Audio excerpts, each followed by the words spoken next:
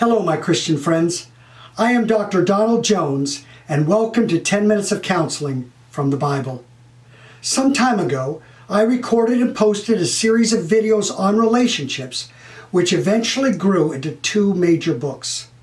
The second book deals with seeking peace through reconciliation and explains how to manage conflict and differences in relationships. The title of the book is Managing Anger, Conflicts, and Differences in Relationships with a Workbook Companion for Personal Study. The biblical content has been expanded beyond the videos with the addition of a scriptural illustration and a modern example from my counseling practice. At the end of each chapter is a personal prayer that can be utilized. For group study, I have divided the books into two abridged editions with workbook companions. These are for those who want a 4 to 5 week study for each book. There is an instructor's manual that accompanies the group studies. This contains the full text, additional notes, the workbook questions, and their suggested answers. Finally, there is a shorter version for a quick read, which I call a book short. This is entitled Restore, Managing Anger and Conflicts and Differences in Relationships. I will put the link to these books in the description below.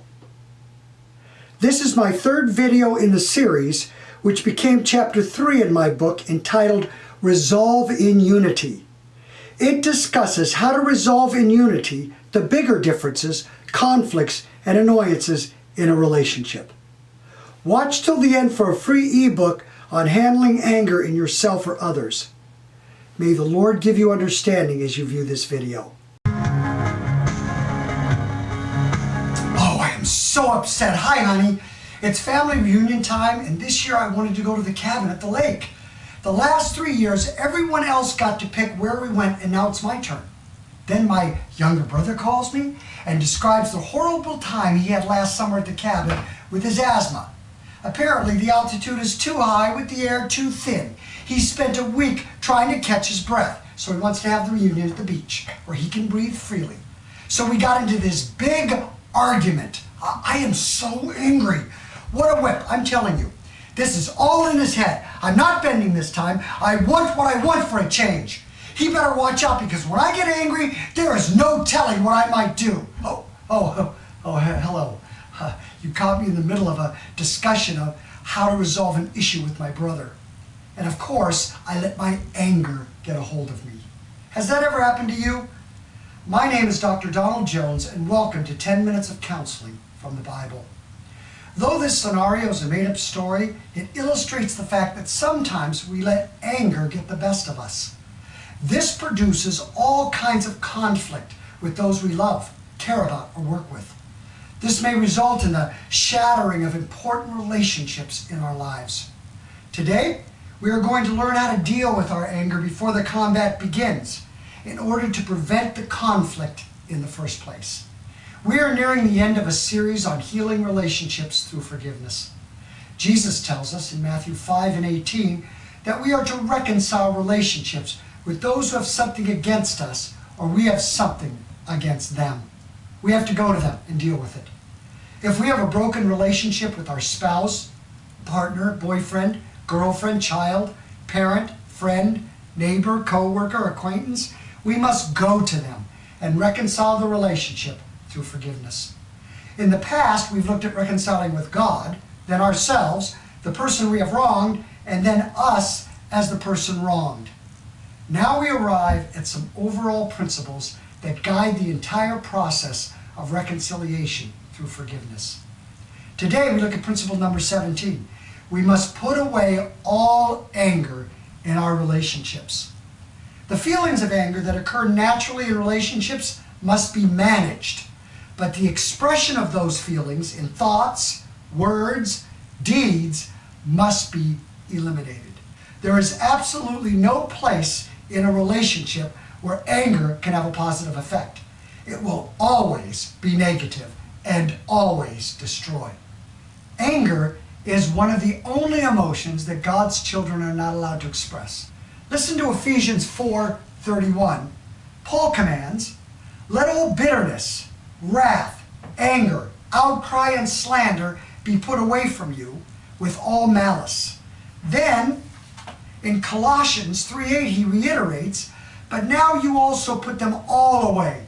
Anger, wrath, malice, slander, and shameful speaking out of your mouth. So Paul commanded believers to remove all anger in their lives.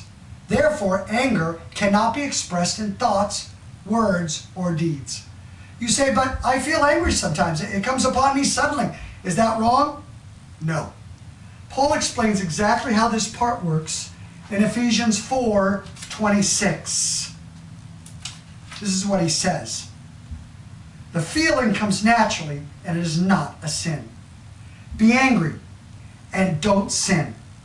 Don't let the sun go down on your wrath, and don't give place to the devil.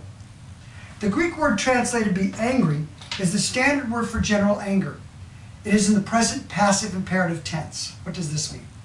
It conveys three important meanings. First, it is in the imperative, which means it is a command. Be angry, but don't sin. Second, it is in the present tense, which denotes continuous action in present time. This means that the anger does not just come and go in a moment of time. It stays a while. Third, it is in the passive voice, which indicates that it is occurring due to an outside source. The anger is on the inside, but someone or something is provoking or stirring it up. It comes upon a person without their volition. They do not decide to become angry. It just happens. The feelings are aroused from within their humanity. This feeling of anger is not the sin. Feeling angry is not sinful. It is the manifestation of the feeling of anger in thoughts, words, and deeds that is sin.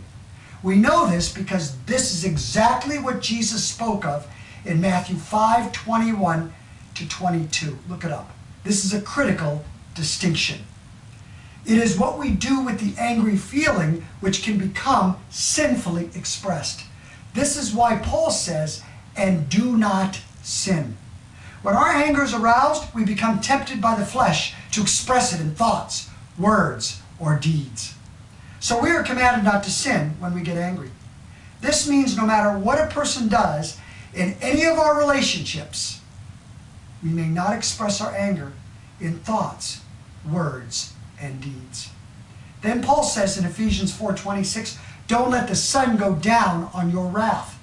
This word wrath is a different word than the first one. The Greek word translated wrath here emphasizes the provoking of the anger. The provocation itself is in view.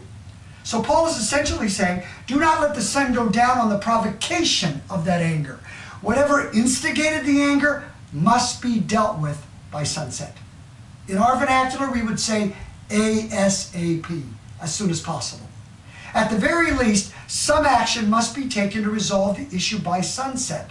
This is the intent of Paul's words. It may take longer than a day, but we should get started. Otherwise, we will be continually provoked and then get angry over and over again. One of the best ways to do this is to make an appointment to resolve the issue. Both partners must realize that arguing and fighting as a way of resolving an issue simply adds layers of additional problems. So it is best to make a commitment to resolve the issue as soon as possible after the anger has subsided. This resolution process will be discussed in a later session. This way, both parties can work on the anger first, because nothing can be resolved with quarreling. Otherwise, Paul says, we give the devil an opportunity to enter the situation, wreak havoc, and destroy the relationship. Now, how do we do that? We can, as Paul says in Ephesians 4:31, put it away. Or as he says in Colossians 3:8, put it off. The Greek word translated put it away means to remove it or take it away. The Greek word for put it off refers to putting off clothing or putting something aside. One way to do this is actually described for us in Psalm 4:4. This is the psalm that Paul actually refers to in this passage. when he talks about it in Ephesians 4:26, when he says, "Be angry, but do not sin." In Psalm 4, David is angry. Many opponents have risen against him. He cries out to the Lord in prayer and then begins his address to his future readers of this prayer in his distress. And this is what he says, Psalm 4:4. He writes, "Tremble and do not sin.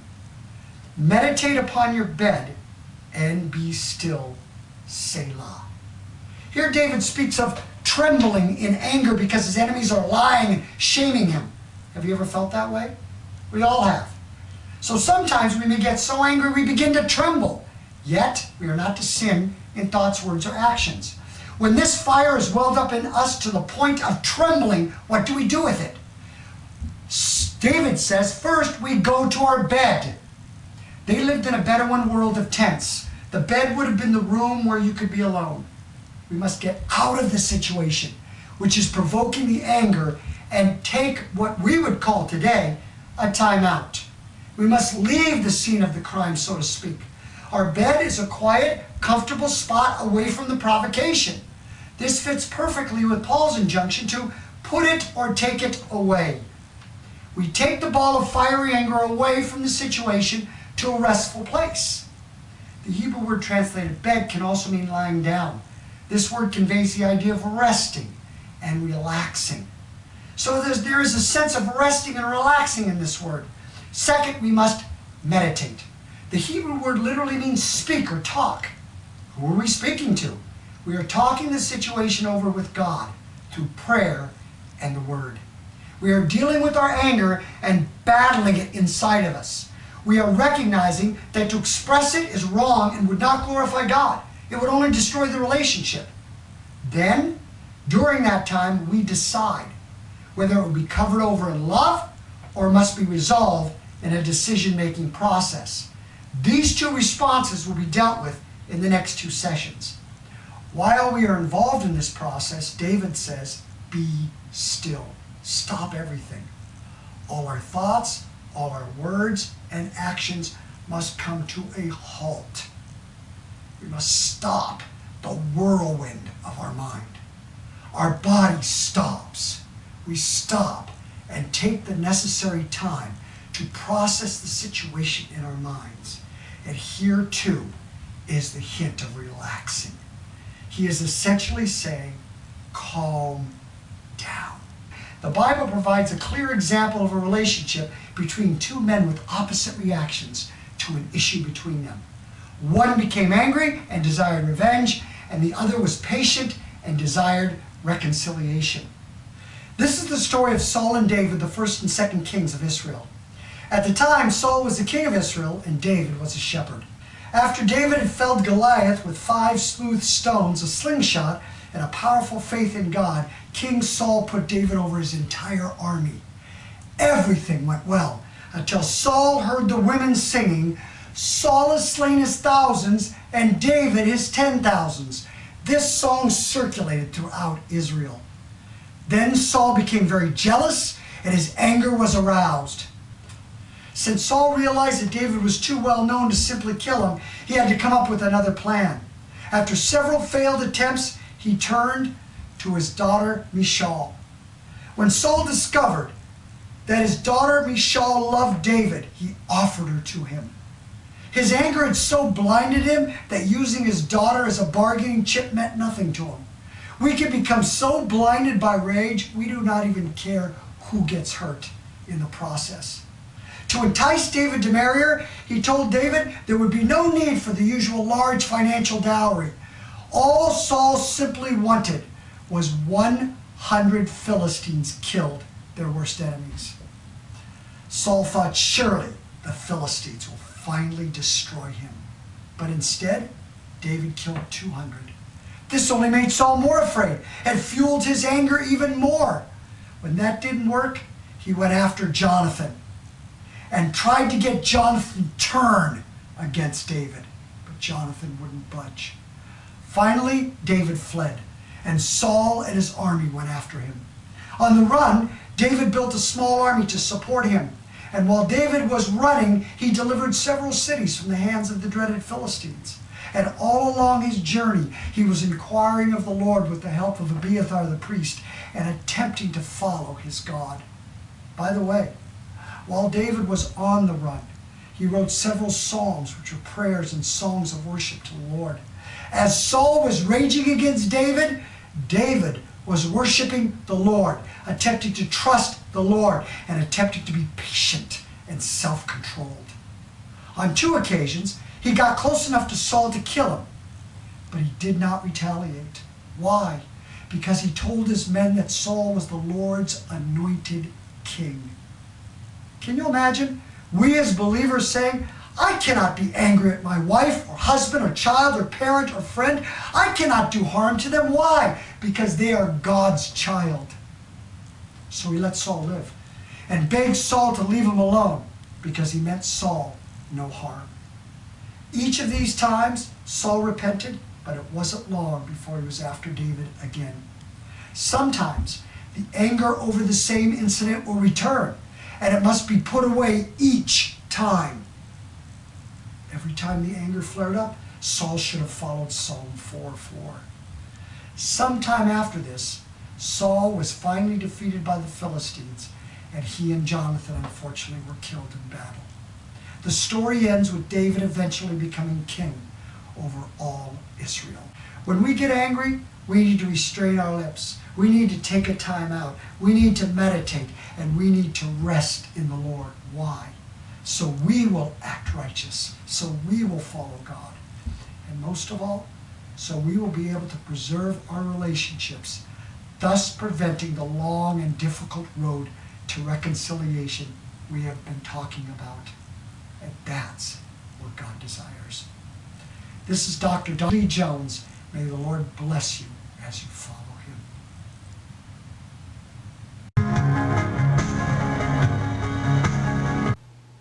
I hope you enjoyed the video. If you subscribe to my channel and click the notification bell, I will send you a free ebook. It's called Taming the Temper: How to Manage the Raging Fire Within Us and Preserve Our Relationships. It describes in detail the biblical steps to eliminate our anger or deal with the anger of others towards us. This is the full book, not just a 3-page pamphlet that others offer.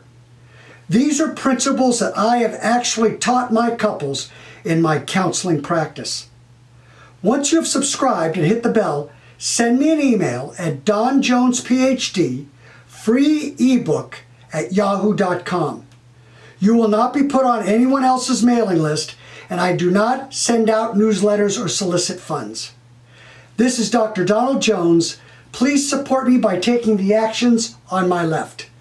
Goodbye, my friends, and God bless you.